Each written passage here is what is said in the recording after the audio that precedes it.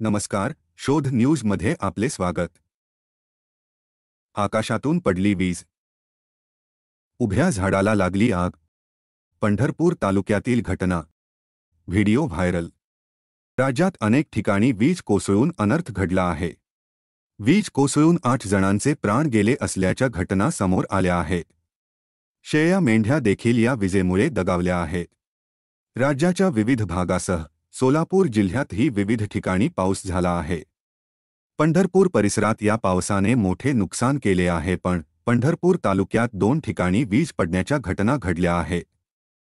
पंढरपूर तालुक्यात वादळी वारे आणि पाऊस झाला। याचवेळी आकाशात ढगांचा गडगडाट, विजांचा कडकडाट सुरू होता।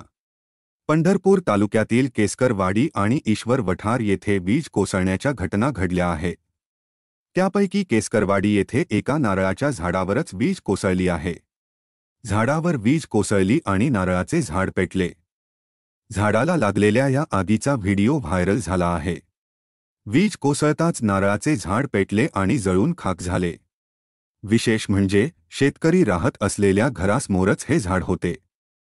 पंढरपूर तालुक्यातील ईश्वर वठार येथेही वीज कोसळण्याची एक घटना समोर आली आहे।